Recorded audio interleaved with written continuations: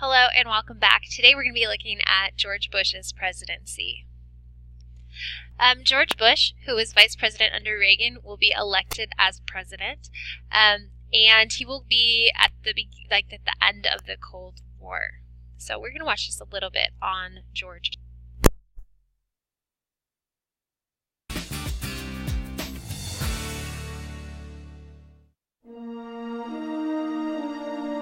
George Herbert Walker Bush was a war hero, a business leader, vice president, perhaps the strongest resume of anyone in history to the presidency of the United States.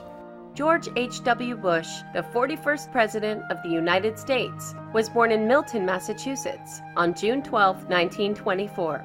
Bush's father was part of the A-list of that era, and in fact, he eventually was a senator. Bush went to boarding school at Phillips Academy in Massachusetts. He began dating 16-year-old Barbara Pierce after meeting her at a 1941 Christmas dance. The day he turned 18, he enlisted in the United States Navy, the youngest pilot in the United States Navy during World War II. He flew carrier-based torpedo bomber aircraft. In 1944, his plane was shot down by enemy fire. He spent hours in the Pacific, was finally rescued by a U.S. Navy submarine. Bush was awarded the Distinguished Flying Cross, flying a total of 58 combat missions. In January 1945, George and Barbara Bush married. The couple had 6 children. After he got out of the Navy, he went to Yale University, and he was a member of the university baseball team. He graduated with an economics degree in 1948. He went to Midland, Texas, and he formed a little oil company. The oil company was successful. In 1963, Bush became chairman of the Harris County, Texas Republican Party. He ran for the United States Senate and lost. In 1966, he was elected to the U.S. House of Representatives, serving 2 terms. Then he became the UN ambassador. And during the Watergate scandal, Nixon picked him to head the Republican National Committee. And then President Ford asked him to become the U.S. envoy to China. Ford later appointed Bush to head the CIA. He was widely credited as restoring the agency's reputation and respect on Capitol Hill and throughout government.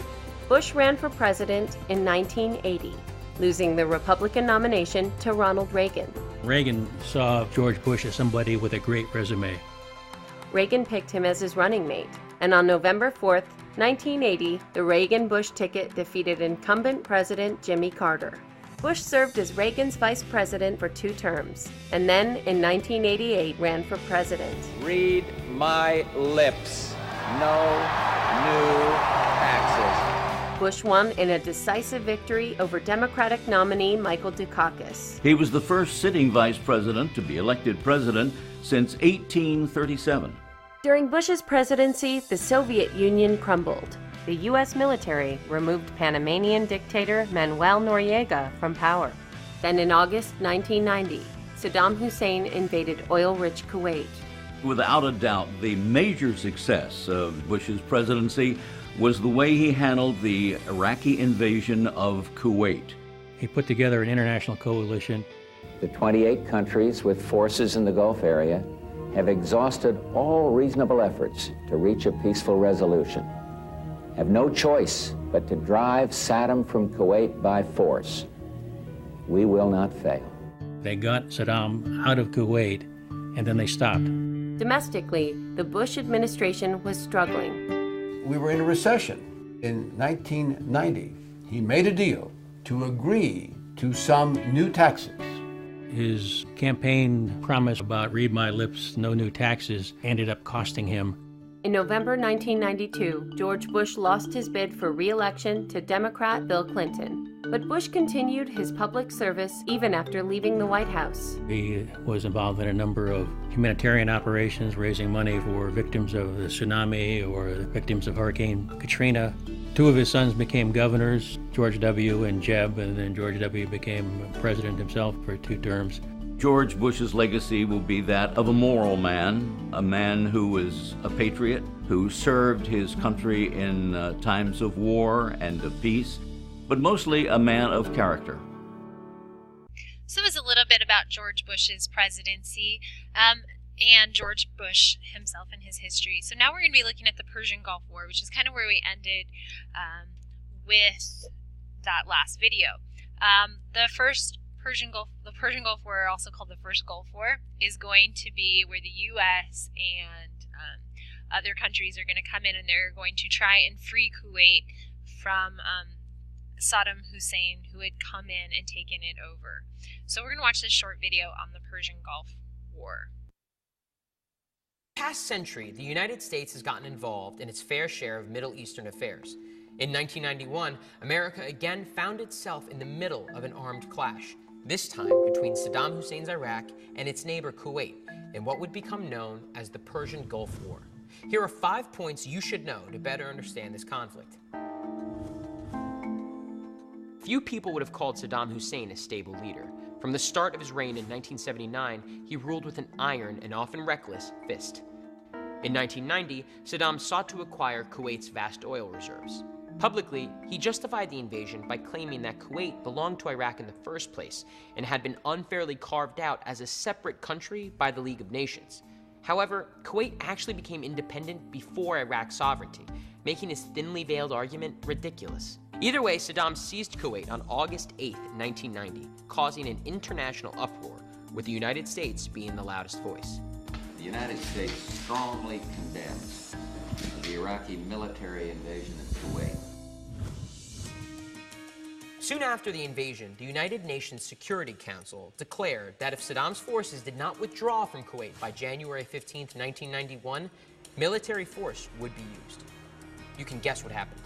On January 16th, the offensive against the Iraqi army began, fought by a broad coalition of armed forces from the United States, United Kingdom, France, Saudi Arabia, and Egypt, among many others. The first stage of the Gulf War was named Operation Desert Shield, which actually began before the international coalition was brought together. When Saddam first invaded Kuwait, the United States rushed troops into Saudi Arabia, the world's largest oil exporter, to prevent a possible attack. But after the Security Council's declaration of war, it became the American force that would invade Kuwait.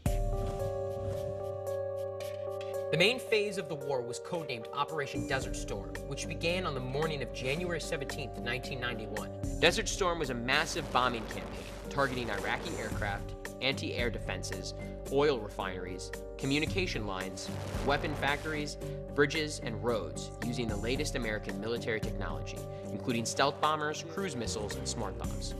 After a month of Desert Storm, the coalition aimed to finish the job. The coalition's ground offensive, known as Operation Desert Saber, began on February 24, 1991. By February 28th, the war was over. And as president, I can report to the nation, aggression is defeated, the war is over. In 4 days, the U.S.-led forces retook Kuwait's capital and forced the entire Iraqi army into retreat. In all, Iraq lost somewhere around 30,000 soldiers, while America and its allies only lost 292 total. The Persian Gulf War was an easy and lopsided victory for the United States, but not one without serious consequences. President George H.W. Bush decided not to depose Saddam Hussein, as he didn't believe regime change would be popular with America's allies. In the wake of the war, Kurdish and Shiite Iraqis rose up against Saddam, who in turn brutally crushed their rebellions. After the UN accused him of using chemical weapons against his own civilians, Saddam was forced to allow UN inspectors into Iraq. He barred the inspectors in 1997, and from then on, it became the United States' goal to remove Saddam from power. This snowballed into the U.S. invasion of Iraq and Saddam Hussein's capture by American forces in 2003. He was tried, convicted, and executed by the new Iraqi government in 2006. So, for the United States, the Persian Gulf War is going to be seen as an overwhelming victory. And if we looked at the past, the last 2 wars that the United States had been in, we're looking at Korea and in Vietnam, we didn't have that victory. So this is going to be a real boost to the United States, and we're going to see the U.S. society in the United States. The society in the U.S. is really going to take a different stand. When we saw in Vietnam, when we saw a lot of the war protests, In the Persian Gulf War, we're going to see overwhelming support for the troops and the military action. And it was once again one of these ways of the people in the United States being like, hey, we knew that not supporting our troops in Vietnam maybe wasn't the right path to go. So following that, the Persian Gulf War, we're going to see overwhelming support for the troops. Maybe not for the war itself, but definitely for the troops. So question, what country did the U.S. try to help in the Persian Gulf War? Was it A, Iraq, or B, Kuwait? Who did the United States and the coalition forces try to help?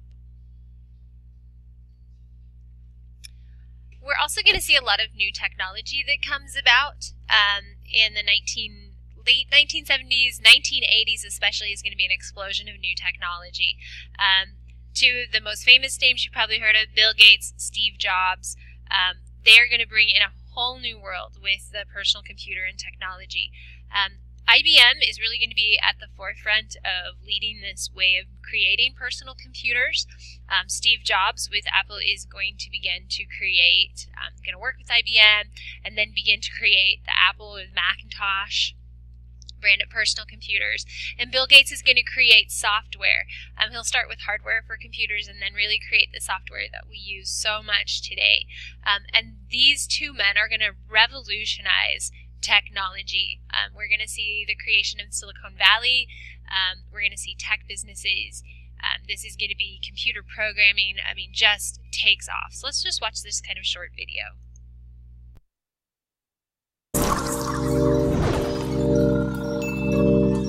This company dreamt of a computer in every home. Welcome to WatchMojo.com. Oh, that's nice. And today we're taking a look at the history of Microsoft. You guys never understood. You never understood the first thing about this. Computer tech company Microsoft was formed in 1975 in Albuquerque, New Mexico. This was when Paul Allen and Bill Gates developed language software for the Altair microcomputer and sold it to the electronics company MITS. The software was then distributed under the name Altair Basic, and it became the PC's first computer language program. With Gates as CEO, the company name Microsoft was chosen and registered in 1976 as an amalgamation of the words microcomputer and software. Microsoft continued developing other programming languages, and by the end of 1978, the company's year-end sales figures surpassed $1 million. At this point, Microsoft only had 13 employees. The company relocated to Bellevue, Washington in 1979 and released the operating system Xenix for 16-bit microprocessors the following year. Next, Microsoft developed MS-DOS. The disk operating system was packaged and released with IBM's first personal computer in 1981, but found success after many PC manufacturers began to license it. After a cancer diagnosis in 1982, Allen became less involved with the company. However, during the 80s, Microsoft became a leader in home computer software and expanded into other areas such as computer book publishing with Microsoft Press. In 1984, Microsoft designed software for the new Apple Macintosh computer and created a hardware development division. The next year, Microsoft Windows was made publicly available. That graphical operating environment allowed users to interact with various application programs. Microsoft went public in 1986, and its surging stock prices made many millionaires. Next, the company introduced products for the office, including Microsoft Works. This program was designed for the Apple Macintosh and merged applications like a word processor and spreadsheet. Notable products released by Microsoft during the remainder of the 1980s included the first CD-ROM application, the Microsoft Bookshelf, and the new Microsoft Mouse. The company ushered in a new decade by releasing Microsoft Office. This productivity software bundled applications like Word, Excel, and PowerPoint for Windows, and became one of Microsoft's best-selling products. Once later versions of Windows were rolled out, it became the market's dominant graphical user interface and helped position Microsoft as one of the world's most powerful and lucrative companies. Microsoft then got involved with multimedia applications like its digital encyclopedia, Microsoft Encarta. However, not all of the company's products were successful. In 1995, Microsoft released a new version of Windows OS. Windows 95 featured a new user interface as well as MS-DOS integration with Windows, and it sold millions of copies within days. The online service and internet service provider MSN was also released during this time. Though Microsoft was now at the top of the game in productivity software, it missed out on the web. This forced the company to launch its own web browser, Internet Explorer. Microsoft eventually bundled Internet Explorer with later versions of Windows, and it became a major player in the market. It was during the mid-90s that Microsoft also became involved with DreamWorks to produce multimedia projects. As the company became increasingly successful and omnipresent, the U.S. Justice Department filed an antitrust lawsuit against Microsoft for attempting to preserve monopolistic status in the marketplace. Well, there's certainly been stressful points along the way. I'd say try not to get sued by anybody, particularly your own government. That's stress-inducing. But this didn't slow the company down. In 2001, Microsoft released the popular OS Windows XP and the electronic game console Xbox. The more powerful Xbox 360 came out next, and it ultimately became one of the most popular consoles on the market. During the later half of the decade, Microsoft fell behind rivals like Apple and Google in segments such as portable music players and mobile phones. Microsoft also released Windows Vista, and this OS was highly criticized for several of its features. During this period, Gates gave up his managing and executive duties with the company.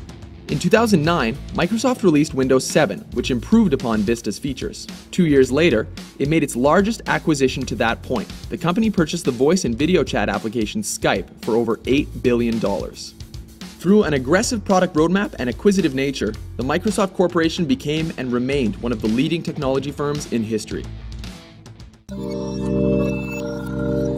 So going with this, the next big thing that comes out is the World Wide Web, which basically makes it so that the internet is accessible to everyday people.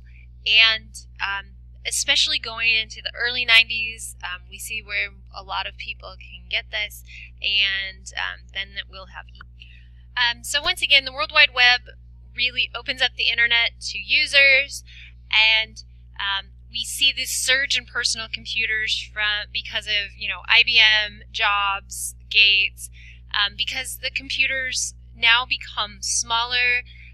They become more affordable. They're easier to have in your home. They're not these giant monstrosities that take up an entire room. And so we see, and as computers progress, they become smaller and more affordable, so more people have access. And then with the World Wide Web making the internet accessible to everyday people, we see technology just skyrocket through the 80s and the 90s and even today. So question, what development opened the internet up to popular usage? Is that Google or the World Wide Web? Next question, what was a key part in making computers widely accessible to the public? A, cheaper and smaller, or B, government programs which gave funding to buy them? And that will be the end of our lesson for today.